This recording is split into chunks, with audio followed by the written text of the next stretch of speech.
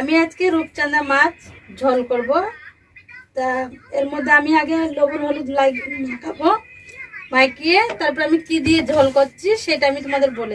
দুটো মূলো নিয়েছি, 4টে আলু নিয়েছি, একটা টমাটার নিয়েছি, এই দিয়ে ঝোল হবে। তা আমি এখন হলুদ লবণ মাখিয়ে আমি কড়াইটা ভাজতে বসাবো। কড়াইয়ের মধ্যে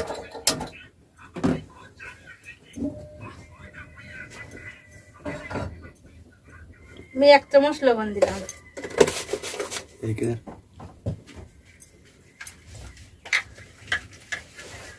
আমি এবার কড়াইতে সরষের তেল দিচ্ছি।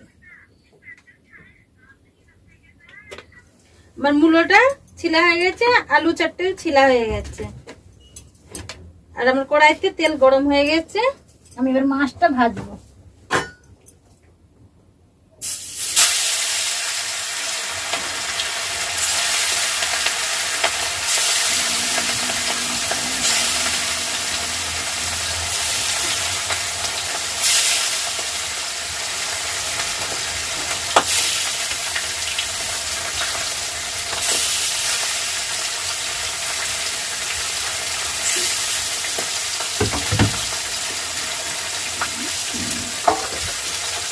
মাছ ভাজতে তেল ছিটকে আসছে বলে আমি থালাটা ঢাকা দিয়ে দিলাম। মাছের ঝোলের জন্য আলু আর মূলোটা কেটে নিচ্ছি।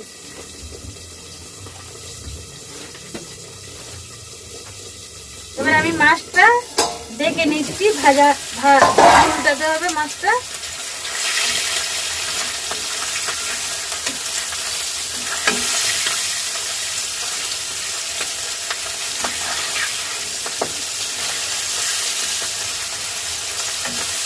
এরকম লাল লাল করে ভেজে নিতে হবে মাছটা।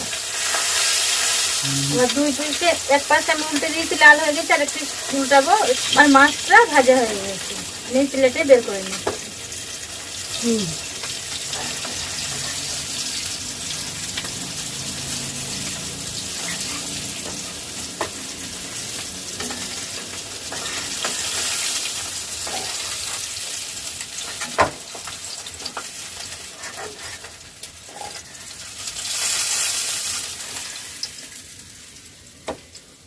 দেখো মাছটা এরকম করে লাল লাল করে ভাজতে হবে।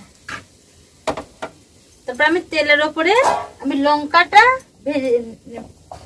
একটুখানি ভেজে নিচ্ছি।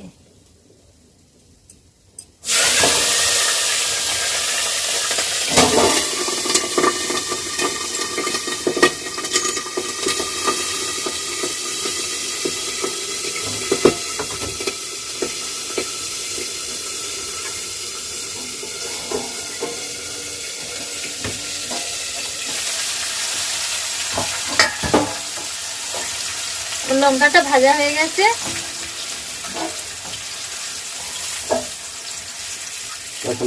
হ্যাঁ, কাঁচা লঙ্কা আমি তেলের উপরে দিয়ে ভেজে নেব।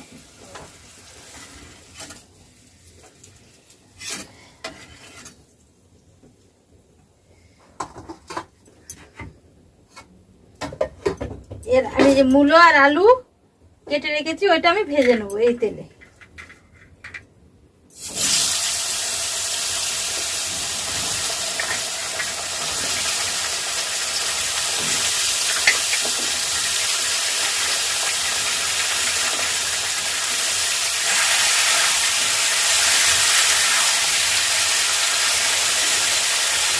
এটা হালকা হালকা করে লাল লাল হবে ভাজা। আর আমি এই লঙ্কাটা যেটা ভেজে রেখেছি আমি শিলবাটায় বেটে নেবো, ঢেকে দেবো। আমি এর মধ্যে হলে তাড়াতাড়ি ভাজাটা হয়ে যাবে। শুধু আদা 1 চামচ মতন জিরে দিলাম, আমি এবার বেটে নেবো।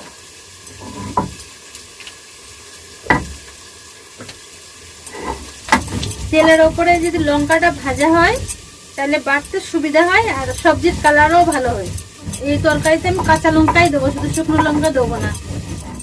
এরকম করে মিহি করে বেড়ে নিতে হবে। আমার বাটা হয়ে গেছে, এরকম করে বেটে নিতে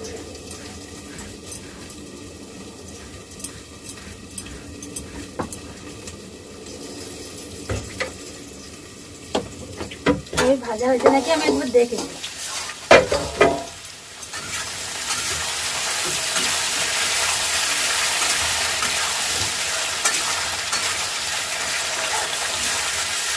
এটা লাল লাল হয়ে গেছে।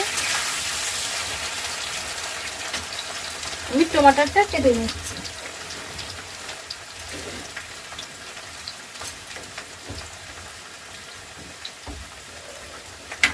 ছোট ছোট করে কাটতে হবে টমেটোটা, তাহলে তাড়াতাড়ি সেদ্ধ হয়ে যাবে। আমার টমেটোটা কাটা হয়ে গেছে।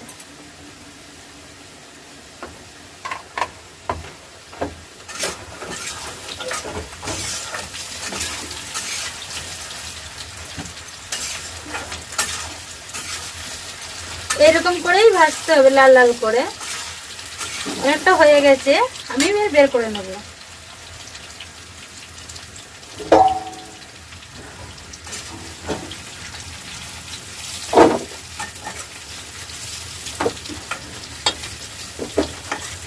মূলোটার গন্ধ থাকে না, মূলোটার গন্ধ থাকবে না ভেজে নিলে। 1 চামচ পুরো দিচ্ছি না, হাফ দিচ্ছি। জিরে দিচ্ছি আমি তেলের উপরে, আদা দিয়ে জিরে দিয়ে আর কাঁচা লঙ্কা দিয়ে আমি বেটে রেখেছি। এটা আমি তেলে দিয়ে দেবো।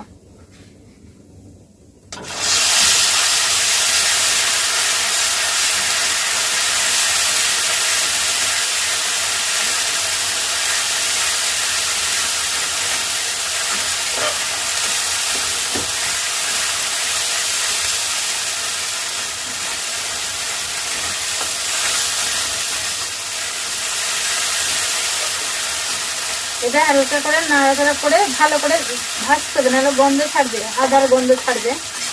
এটা হয়ে গেছে ভাজা হালকা করে। এবার টমেটোটা দিয়ে দেবো।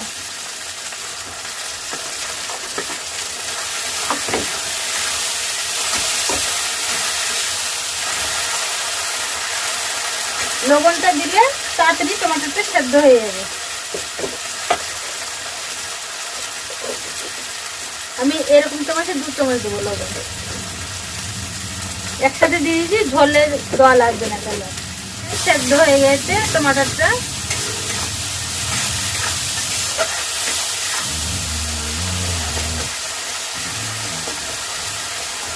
আমি তরকারিতে দেওয়ার জন্য আমি একটু গরম জল করে নেব।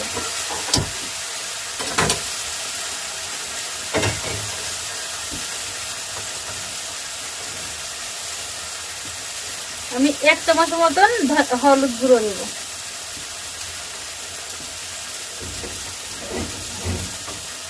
আর 1 চামচ মতো ধনের পাউডার দেবো।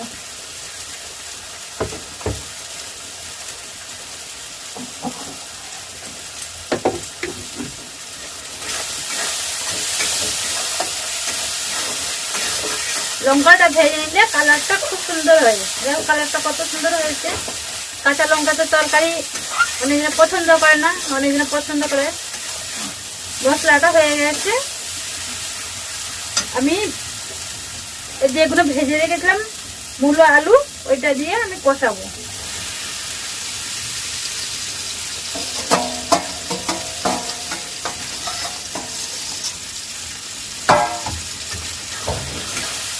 মূলোর যে গন্ধ থাকবে, একটাও গন্ধ থাকবে না এরকম করে রান্না করলে। যার খেতে ইচ্ছে করে না, যে খায় না মূলো, এরকম ভেজে রান্না করলে খুবই টেস্ট আসে।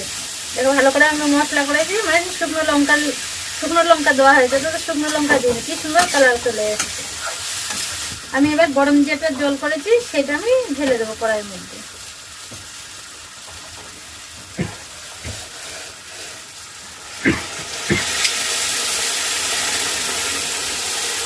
যে যেরকম ঝোল খাবে, ঝোল অনেকজন পাতলা খায়, একটু বেশি করে ঝোল দাও। আমি তো ভেজে নিয়েছি, বেশি জল লাগবে না, সেদ্ধই হয়ে গেছে। অনেকটা গরম ফুটে এসছে। আমি এবার থালাটা ঢাকা দিয়ে দিচ্ছি।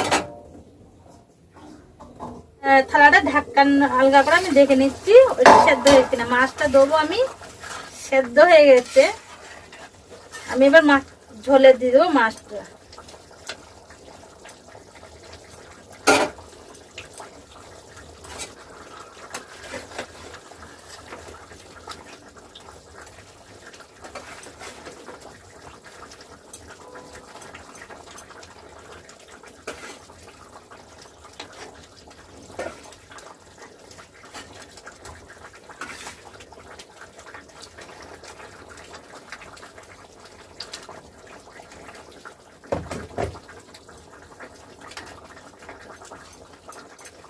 আমি 2 মিনিট ঢেকে রাখবো। মাছটা দিয়েছি 2 মিনিট ঢেকে দিয়ে তারপরে আমি নাবাবো।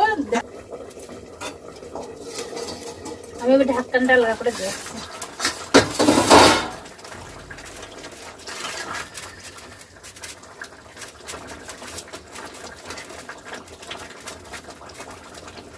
আমার তরকারিটা হয়ে গেছে।